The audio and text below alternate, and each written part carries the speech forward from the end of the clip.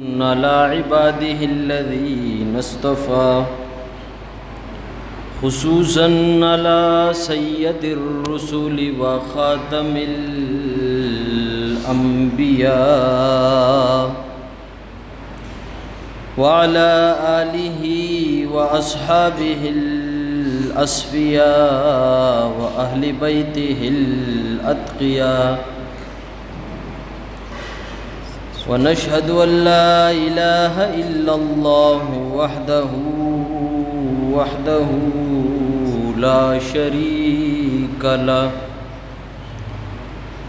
شريك له ولا وزير له ولا مشير له ولا جد له ولا ند له ولا زد له ولا مثل له ولا مثال له ونشهد أن سيدنا وسندنا ومولانا وحبيبنا وحبيب ربنا وشفيقنا وشفيعنا وطبيبنا وطبيب قلوبنا محمدا عبده ورسوله. أما بعد فأعوذ بالله من الشيطان الرجيم. بسم الله الرحمن الرحيم. قل لا أسألكم عليه أجرا إلا المودة في القربى. قال النبي صلى الله عليه وسلم أصحابي كالنجوم بأيهم اقتديتم اهتديتم.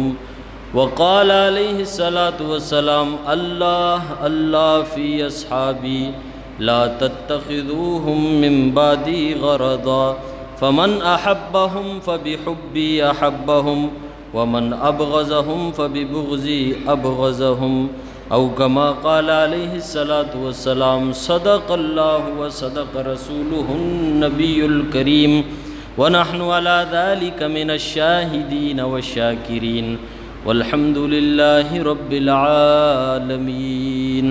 درود پاک پڑھ لیں. اللہم صلی علی محمد وعلی آل محمد کما صلیت علی ابراہیم وعلی آل ابراہیم انک حمید مجید. اللہم بارک علی محمد وعلی آل محمد کما بارکت علی ابراہیم وعلی آل ابراہیم انک حمید مجید. اللہ سبحانہ و تعالی نے نظام کائنات کو اس طور پر بنایا ہے کہ اس کی بقا کو اپنی توحید کے ساتھ لازم رکھا ہے. یعنی کائنات تب تک باقی رہے گی جب تک اللہ رب العزت کی وحدت باقی رہے گی. اور وحدت کے پیغام کے لیے اللہ رب العزت نے انسانوں کو قرآن مجید کی صورت میں ایک ہدایت اور رشد جو ہے مہیا کی ہے.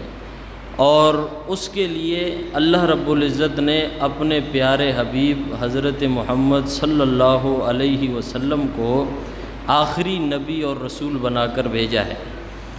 آپ علیہ السلام کے ذریعے سے شریعت کو اللہ رب العزت نے تام کیا ہے، نبوت کو تام کیا ہے، رسالت کو تام کیا ہے.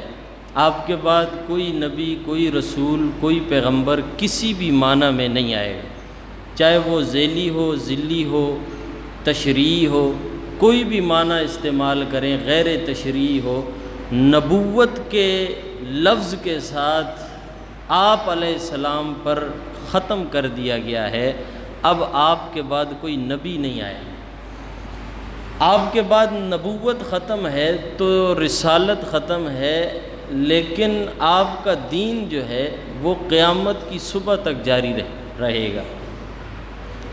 اس دین متین کی حقانیت کے لیے، اس کے بیان کے لیے، اس کی تفسیر کے لیے اللہ رب العزت نے آپ کو ایک جماعت عطا کی. اس جماعت کا نام ہے صحابہ. آپ علیہ السلام نے فرمایا ان اللہ اختار لی، ان اللہ اختارنی، اللہ تعالیٰ نے مجھے چنا ہے، واختار لی اصحابی، اور میرے لیے میرے صحابہ کو چنا ہے۔ یعنی نبوت میں اللہ رب العزت نے جتنے بھی نبی تھے، سارے نبیوں کو ساری انسانیت میں سب سے بہترین بنایا۔ پھر سارے نبیوں میں اللہ رب العزت نے جس کے لیے اس دین متین کو صبح قیامت تک رکھنا تھا، اس میں آپ صلی اللہ علیہ وسلم کو چنا گیا، اور اس دین کے معاون جن کو بنایا، معاونین بنایا، ان کا نام صحابہ رکھا۔ یعنی اللہ رب العزت نے آپ کو اپنے محبوب کو خود بتایا کہ میرے محبوب کائنات میں آدم علیہ السلام سے لے کر قیامت تک آنے والے آخری انسان میں جتنے انسان پیدا کرنے تھے، سارے انسانوں میں ان کے دلوں کو ٹٹولا، ان کے دلوں کو چیک کیا، عزت، عظمت، شرافت، نسب، ہر اعتبار سے جتنے بھی سب سے زیادہ اعلیٰ، عرفہ، افضل اور اشرف لوگ تھے، وہ انبیاء علیہ السلام کے اجساد تھے، ان کی روحیں تھیں، ان کو چن کے میں نے نبی بنایا ہے۔ پھر سارے نبیوں میں میں نے جس کو مقام، مرتبہ، شرافت، عزت، عظمت، علویت اور تمام تر انعامات سے نوازنے کے بعد جس کو چنا ہے وہ آپ ہیں، اور آپ کے لیے جن کو چنا ہے وہ آپ کی جماعت صحابہ ہیں۔ اس لیے اللہ رب العزت کے پاک پیغمبر نے فرمایا ان اللہ اختارنی واختار لی اصحابی، اللہ نے مجھے نبیوں میں چنا ہے اور میرے معاونین کو پوری امت میں میری، جو میرے سب سے زیادہ قریب، محب، جاں فدا ہو سکتے تھے، جو لوگ ہو سکتے تھے، اللہ نے دلوں کو ٹٹولا۔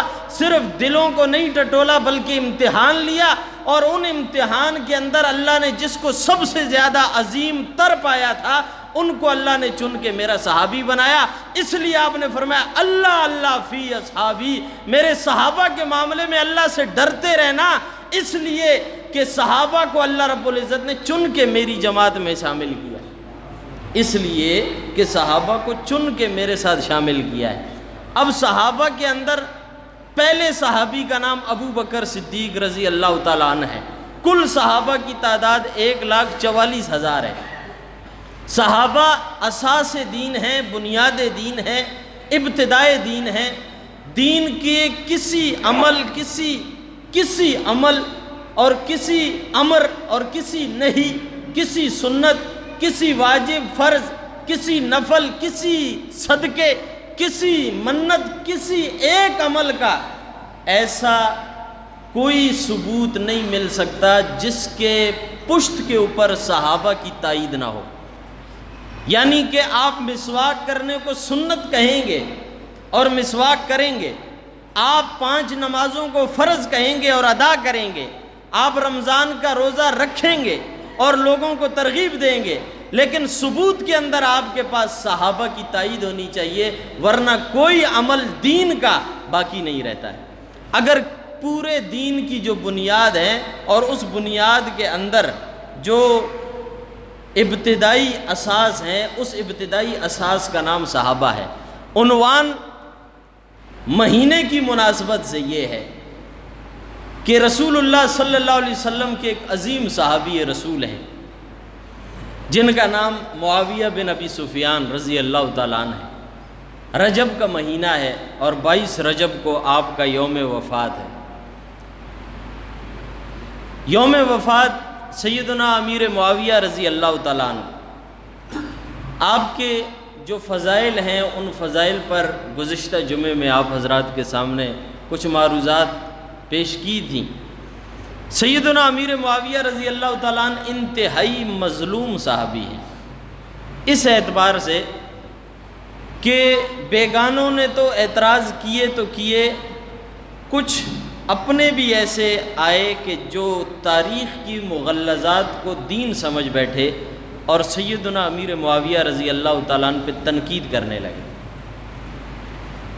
میں آپ کے سامنے 3 قسم کی باتیں کروں گا صرف سمجھانے کے لیے، اور تینوں باتوں کا تعلق رسول اللہ صلی اللہ علیہ وسلم کی حدیث سے اور آپ پر نازل شدہ قرآن سے ہوگا۔ میں تاریخ کا کوئی حوالہ آپ کو نہیں دوں گا کہ تاریخ کیا کہتی ہے یا کوئی توسی کیا کہتا ہے، کوئی مجلسی کیا کہتا ہے، کوئی ذاکر کیا کہتا ہے۔ اس سے قطع نظر کر کے اللہ کا قرآن کیا کہتا ہے، اس کے نبی کا فرمان کیا کہتا ہے، یہ آپ کے سامنے رکھتا ہوں۔ آپ حضرات کے سامنے قرآن مجید کی ایک آیت پڑھی ہے، اور وہ آیت ہے قُلْ لَا أَسْأَلُكُمْ عَلَيْهِ أَجْرًا إِلَّا الْمَوَدَّةَ فِي الْقُرْبَى۔ آپ علیہ السلام کو اللہ رب العزت نے حکم فرمایا، قل، آپ کہہ دیجئے، انہیں بتائیے، یہ جو آپ خطاب کر رہے تھے قریش کے ان مشرکین سے جو کہ قریش کے سرداران تھے، ان سے خطاب کر رہے ہیں۔ اور قرآن میں آپ نے فرمایا، اللہ رب العزت نے فرمایا، قل، آپ کہیے ان سے، لا اسألکم علیہ اجرا الا المودۃ فی القربى، میں رسالت کو تمہارے سامنے بیان کرنے پر، پیغام نبوت تمہارے سامنے رکھنے پر تم سے کسی قسم کا اجر نہیں مانگتا۔ لا اسألکم علیہ اجرا، اس پر میں تم سے کوئی اجر نہیں مانگتا۔ اب تم سے میں کچھ مانگتا نہیں ہوں، تم سے کسی چیز کا مطالبہ نہیں کرتا ہوں، پھر تم مجھے ایذا دیتے ہو، تکلیف دیتے ہو، میرے راستے کی رکاوٹ بنتے ہو، کیوں؟ چلو تمہیں میرے رسالت کا تو کوئی پاس نہیں ہے، الا المودۃ فی القربى، کم سے کم اس رشتہ داری کا پاس تو رکھو جو میرے اور تمہارے بیچ میں ہے۔ تم بھی قریش ہو، میں بھی قریش ہوں، اس رشتہ داری کا پاس تو رکھو۔ رشتہ دار سمجھ کے کوئی بھلائی نہیں کر سکتے، برائی تو نہ کرو۔ قل، آپ کہیے ان سے، لا اسألکم علیہ اجرا الا المودۃ فی القربى، یہ آپ نے سرداران قریش، مشرکین قریش جو تھے ان سے فرمایا۔ اب دیکھیں یہ آیت جو ہے یہ آپ کے سامنے کوئی بھی پڑھ سکتا ہے، ترجمہ بھی کر سکتا ہے، الا المودۃ فی القربى، لیکن کس طریقے سے اس کو توڑ مروڑ کے بیان کیا جاتا ہے اور اصل مقصد اور مقصود جو ہے اس سے ہٹایا جاتا ہے۔ اس آیت کا مقصود ایک بات بتانا ہے کہ نبی دنیا میں پیغام الہی پہنچانے کے عوض میں کسی سے کسی چیز کا مطالبہ نہیں کرتا ہے۔ نبی کسی سے پیغام الہی پہنچانے میں کسی سے کسی چیز کا بھی مطالبہ نہیں کرتا ہے۔ یہ نبوت کے مزاج کے خلاف ہے۔ کیوں؟ کہ نبوت اس کائنات میں اللہ تعالیٰ کا براہ راست نمائندہ ہوتا ہے، جو اللہ کا پیغام اس کی مخلوق تک اور اپنی قوم اور امت تک براہ راست پہنچاتا ہے۔ اس کے عوض میں وہ کسی سے مال کی طمع نہیں رکھتا، کسی سے جائیداد کی طمع نہیں رکھتا، کسی سے کسی چیز کی بھی طمع نہیں رکھتا۔ اس کا مقصد یہ ہوتا ہے کہ میرے ٹکڑے ہو جائیں تو ہو جائیں، میرا خاندان ذبح کر دیا جائے تو کر دیا جائے، میرے راستے میں رکاوٹیں ڈالی جائیں تو ڈالی جائیں، لیکن جو پیغام اللہ رب العزت کی طرف سے مجھے دیا گیا ہے میں اس پر کمپرومائز نہیں کر سکتا، سودے بازی نہیں کر سکتا۔ مجھے حکم ہے کہ میں اس پیغام کو تم تک پہنچاؤں۔ اللہ تعالیٰ کے ایک پیغمبر گزرے ہیں، ان کا نام ہے حنظلہ بن صفوان علیہ السلام۔ قرآن مجید میں اصحاب الراس کے نام سے ان کے واقعے کی طرف اشارہ کیا ہے، ضمنی بات ہے، آپ کو سمجھا رہا ہوں۔ ساری زندگی لگے رہے، قوم کو سمجھاتے رہے، سمجھ جاؤ سمجھ جاؤ، اللہ کے ماں سوا کے سامنے نہ جھکو نہ جھکو نہ جھکو، قوم نہیں مانی۔ حنظلہ بن صفوان علیہ السلام کی پوری زندگی کی تبلیغ کا حاصل ایک غلام ایمان لایا، ایک غلام تھا وہ ایمان لایا۔ حنظلہ بن صفوان علیہ السلام اس کو اللہ کا پیغام دے رہے ہیں۔ قوم والوں نے کہا یہ جو اللہ کی طرف بلانے اور ہمارے معبودان کو جھٹلانے کی دعوت تو نے شروع کی ہے، اس سے باز آ جا، اگر تو اس سے باز نہ آیا تو ہم یہ جو رشتہ داری ہے نا اس کا خیال نہیں کریں گے۔ اس کا مطلب یہ ہے کہ وہ رشتہ داری کا خیال کر کے کچھ نہیں کہہ رہے تھے کہ ہمارا ہی ہے۔ لہٰذا اس کے پاس قوم کے بڑے آئے اور انہوں نے آ کر کہا کہ آپ اپنے اس عمل سے باز آ جائیں۔ حنظلہ بن صفوان علیہ السلام نے فرمایا میں اللہ کا نبی ہوں اور تمہاری طرف بھیجا گیا ہوں، میرا کام ہے اس کے پیغام کو تم تک پہنچانا، تمہاری سمجھ میں آئے تب، نہ آئے تب، تمہیں اچھا لگے تب، نہ لگے تب، یہ پیغام میں یوں ہی پہنچاتا رہوں گا، میں اس سے باز نہیں آ سکتا، اس سے باز نہیں آ سکتا۔ قوم نے کہا چلو یہ باز نہیں آ سکتا تو ہم اس کو سزا دیں گے۔ حنظلہ بن صفوان علیہ السلام کو قوم نے پکڑ کر ایک اندھیرے کنویں کے اندر ڈال دیا اور اوپر بہت بڑی چٹان لا کے رکھ دی، بڑا پتھر لا کے رکھ دیا اور کہا کہ اس میں رہے گا کچھ دن تو اس کی عقل ٹھکانے آئے گی اور یہ اپنے اس توحید کے پیغام سے باز آ جائے گا۔ حنظلہ بن صفوان علیہ السلام ایک دن گزر جاتا ہے، 2 دن گزر جاتے ہیں، تیسرا دن ہوتا ہے، وہ غلام جو ایمان لایا تھا وہ بھی چھپ کے لایا تھا۔ اب وہ چھپتے چھپتے چھپتے رات کی تاریکی میں آ کر حنظلہ بن صفوان علیہ السلام کے کنویں کے پاس پہنچ کے اس چٹان کے نیچے جو چھوٹا سا سوراخ تھا اس میں اپنا منہ دے کر وہ غلام کہتا ہے اللہ کے پیغمبر میں آپ پر ایمان لانے والا غلام ہوں، اللہ کے پیغمبر آپ پر ایمان لانے والا میں غلام ہوں، تیسرا دن ہے، بڑی چھپ چھپا کے آیا ہوں، بتائیے میرے لیے کیا حکم ہے، میں کیا کروں؟ حنظلہ بن صفوان علیہ السلام 3 دن کے بھوکے پیاسے اس کنویں کے اندر پڑے ہیں، لیکن نبوت بھوک سے آگے اگر کسی چیز کو سمجھتی ہے، نبوت اپنی ذات سے آگے کسی چیز کو سمجھتی ہے تو وہ اللہ کا پیغام ہوا کرتا ہے۔ حنظلہ بن صفوان علیہ السلام نے اپنے امتی اس غلام سے کہا ان قتلتا او حررتا لا تشرک باللہ، تجھے اللہ کے نام پر قتل کر دیا جائے، جلا دیا جائے، میں اللہ کا نبی تجھے حکم دیتا ہوں کہ مجھے اللہ کا یہی پیغام ہے، اللہ کے ماں سوا کے سامنے کبھی سر نہیں جھکانا۔ یہ کہہ کر حنظلہ بن صفوان علیہ السلام نے کہا بس جاؤ یہی پیغام ہے، نہیں کہا مجھے نکالو یہاں سے، اس کنویں سے نکالو۔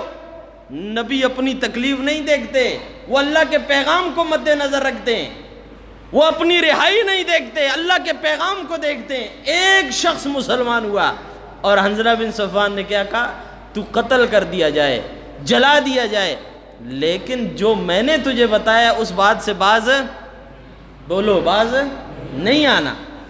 یہ پیغام نبوت ہوا کرتا ہے۔ یہ تو وہ نبی، یہ وہ پیغمبر ہیں جو آپ علیہ السلام سے بہت پہلے گزرے ہیں، بہت پہلے گزرے ہیں، اور آپ ان کی تبلیغ کا انداز دیکھتے ہیں کہ کیا ہے، کہ وہ اپنی ذات سے آگے، اور یہ صرف حنظلہ بن صفوان نہیں، جتنے بھی پیغمبر ہیں وہ اللہ کے پیغام کو اپنی ذات سے آگے دیکھتے ہیں، وہ اپنے ضرورت سے آگے دیکھتے ہیں، ان کا دنیاوی کوئی مقصد، کوئی مقصود نہیں ہوا کرتا ہے۔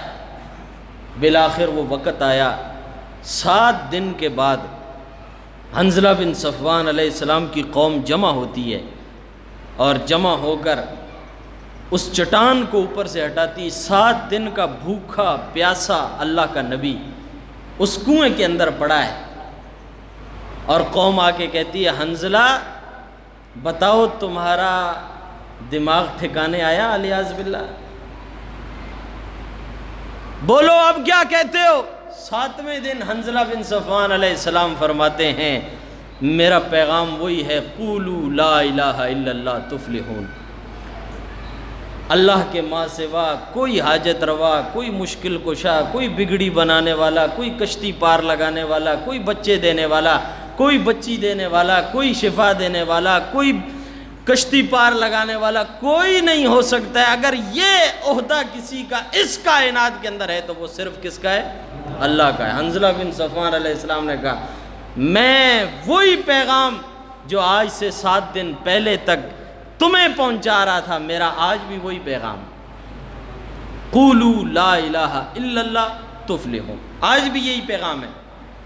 قوم نے کنویں کو بھرنا شروع کیا، مٹی ڈالنا شروع کی، مٹی ڈالتے ڈالتے ڈالتے حنظلہ بن صفوان اللہ کے نبی کو اس جگہ تک زمین میں دھنسا دیا۔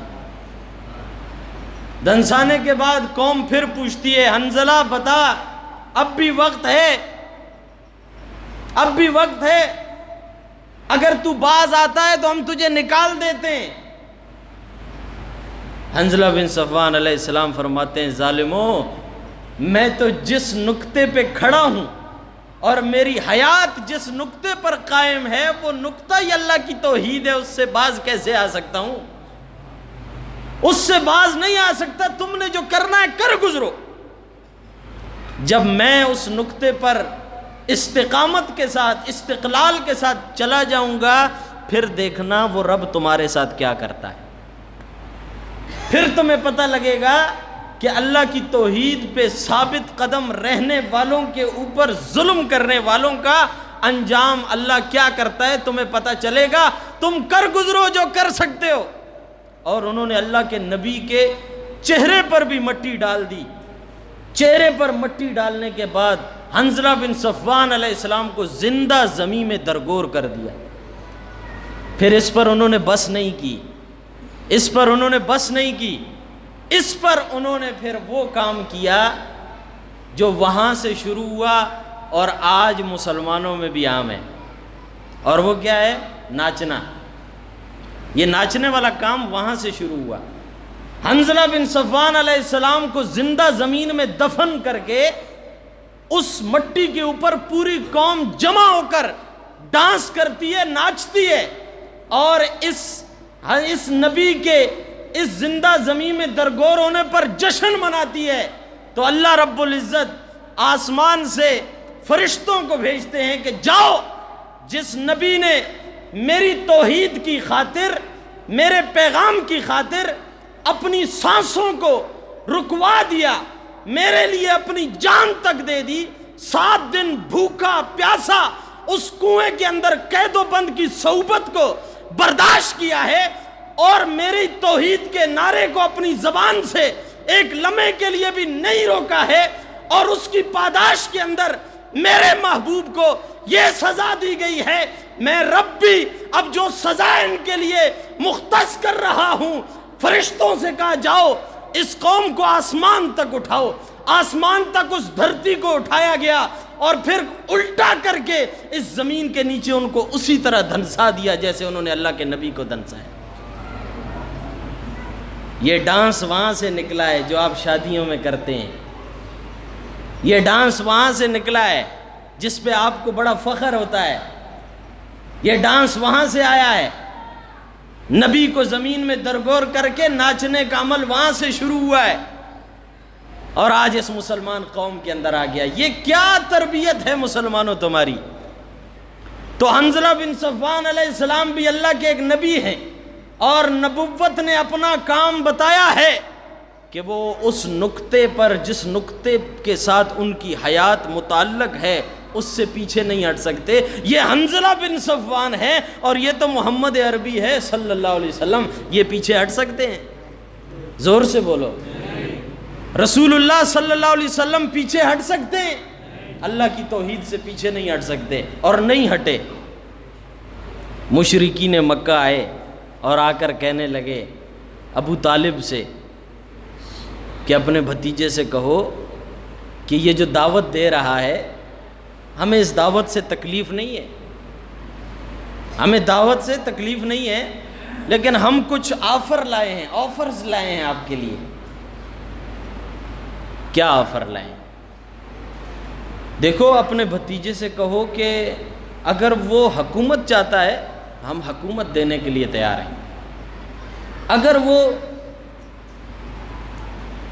دولت چاہتا ہے پورے حجاز کی جتنی دولت ہے اس کے قدموں میں ڈالنے کے لیے تیار ہے، اور اگر کوئی عورت چاہتا ہے الیاذ باللہ تو اس کے عقد میں دینے کے لیے تیار ہے۔ ابو طالب نے پوچھا بدلے میں کیا چاہتے ہو؟ کہ بدلے میں یہ چاہتے ہیں کہ اپنی توحید کی جو دعوت ہے نا دیتے رہیں، ہمیں کوئی اس سے پرواہ نہیں، یہ جو ہمارے معبودان کا رد کرتے ہیں یہ رد نہ کریں، رد نہ کریں، یہ نہ کہے کہ لات سے کچھ نہیں ہوتا، منات کچھ نہیں کر سکتا، یہ عزا کچھ نہیں کر سکتا، یہ نہ کہے، یہ کہے کہ اللہ کو مانو، ہمیں اس سے اختلاف نہیں ہے، یہ نہ کہے کہ یہ نہ اس سے نہ مانگو، اس سے یہ نہیں کر سکتا، یہ نہیں، یہ نہ، اس سے ہمیں تکلیف ہوتی ہے۔ ابو طالب کی سمجھ میں یہ بات آ گئی، کہنے لگے کہ بیٹا آئے گا، بھتیجا آئے گا تو بات کروں گا۔ اللہ کے نبی تشریف لائے، میں عنوان کی طرف آپ کو لانا چاہتا ہوں، میں اصل میں سمجھا کچھ اور رہا ہوں آپ کو، آپ اپنے ذہن حاضر رکھیں۔ آئے رسول اکرم صلی اللہ علیہ وسلم، چچا آئے، بیٹا مشرکین مکہ، سرداران مکہ آئے تھے، چچا کیا کہتے تھے؟ بیٹا بات جو کی سمجھ میں تو آئی، بات تو اچھی کرتے تھے، کیا کہتے تھے؟ بیٹا وہ کہتے تھے اگر تجھے دولت چاہیے تیرے قدموں میں ڈالنے کے لیے تیار ہے، حکومت چاہیے پورے حجاز کی حکومت دینے کے لیے تیار ہے، کوئی عورت چاہیے آپ کے عقد میں دینے کے لیے تیار ہے۔ نبوت ان باتوں کا نہیں سوچتی، نبوت کہتے ہیں بدلے میں کیا کہہ رہے تھے، یہ دے دیں گے تو مانگتے کیا ہے، یہ چیزیں مجھے دے دیں تو مانگتے کیا ہیں، مجھ سے کیا چاہتے ہیں؟ بیٹا وہ چاہتے، یہ نہیں کہتے کہ آپ اللہ کی طرف بلائیں، نہ بلائیں، لیکن جو ان کے باطل معبودان ہیں نا ان کا رد نہ کریں۔ اور اللہ کے نبی صلی اللہ علیہ وسلم نے ایک جملہ کہا، تاریخ دانوں نے اس جملے کو لکھ کر قلم توڑ دیے۔ آپ نے فرمایا چچا وہ مجھے حکومت دینے کی بات کرتے ہیں، دے بھی سکتے ہیں، ان کے اختیار میں ہے، لوگ ان کے ساتھ ہیں۔ چچا وہ عورت کی بات کرتے ہیں، میرے عقد میں دے بھی سکتے ہیں۔ چچا دولت کی بات کرتے ہیں، ان کے پاس دولت ہے، میرے قدموں میں ڈال بھی سکتے ہیں۔ یہ تو وہ چیزیں ہیں جو دینا ممکن ہے، میرے قدموں میں ڈالنا ممکن ہے، میرے عقد میں دینا ممکن ہے، مجھے حاکم بنانا ممکن ہے۔ چاچا یہ تو ممکنات میں سے ہے، وہ ناممکنات کی طرف اپنا رخ کر لیں اور زمین سے آسمان پر چڑھ جائیں اور آسمان کا سورج اتار کے محمد کے دائیں ہاتھ پہ رکھ دیں اور آسمان کا چاند اتار کے محمد کے بائیں ہاتھ پہ رکھ دیں، میں محمد آسمان کی اس دولت سورج اور چاند کو زمین پر دے ماروں گا، لیکن جو توحید کا پیغام اللہ نے مجھے دیا ہے اس سے باز محمد نہیں آ سکتا ہے، اس سے باز نہیں آ سکتا۔ حنظلہ بن صفوان ہے، ادھر محمد عربی ہیں، یہ ساری دنیا قدموں میں دے رہے ہیں اور انکار کرنے والے نبی ہیں۔ بھئی جو نبی دنیا کو ٹھکرا رہا ہے، جو نبی دولت کو ٹھکرا رہا ہے، جو نبی ہر آسائش کو ٹھکرا رہا ہے، وہ لوگوں سے یہ کہے گا کہ ٹھیک ہے مجھے ماننا ہے تو مانو، نہیں ماننا ہے تو نہیں مانو، لیکن کم سے کم میرے حسن و حسین، حضرت علی، حضرت فاطمہ، ان کی تو عزت کرو۔